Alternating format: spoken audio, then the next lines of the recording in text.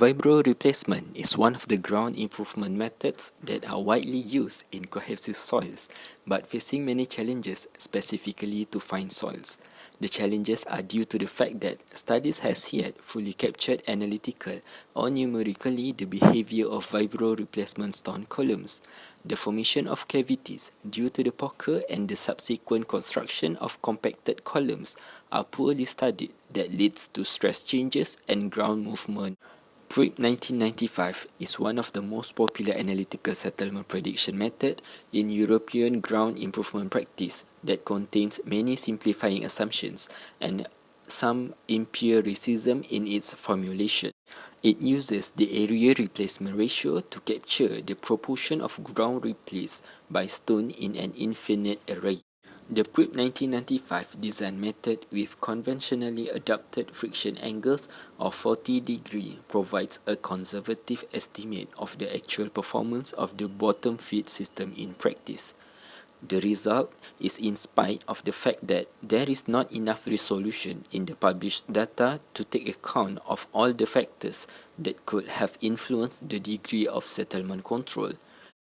Due to the difficulties to quantify, experienced designers would need to account the following: the uncertainty in the as-constructed column diameter and spacing, the time elapsed since loading at which the settlement improvement factor is measured is not consistent throughout all of the case studies, the relative contributions to surface settlement from compression over the depth of the treated zone and below the treated zone, and lastly, the variations in the prediction methods used to determine the improvement factor values.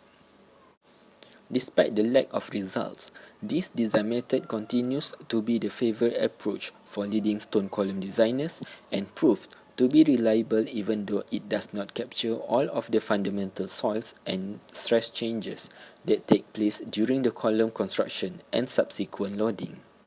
So now, let's have a look on vibro replacement stone column process. The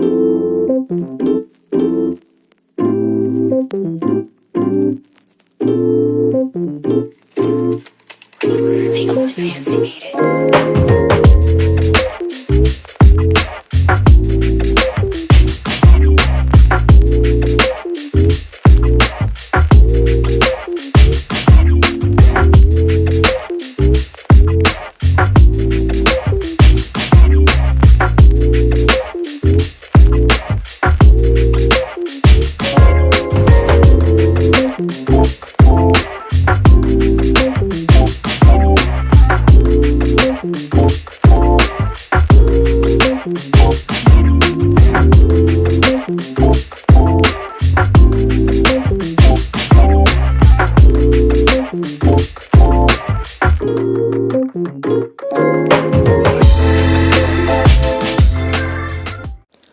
Many studies based on physical modeling, mathematical analysis, and full-scale testing have been carried out to understand and predict the behavior of stone columns. These studies have highlighted the various parameters that influence overall performance of the technique.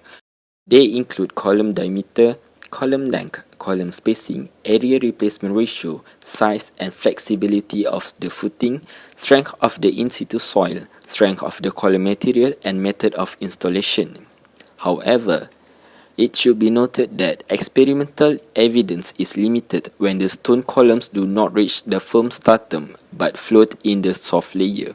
Further tests should be performed under drain conditions, particularly with drainage being permitted from the top of the columns. When the stone columns are installed in very soft clays, they may not derive significant load capacity owing to low lateral confinement, which led to excessive bulging. Many researchers use geosynthetic encasement to impact the necessary confinement to improve their strength and stiffness.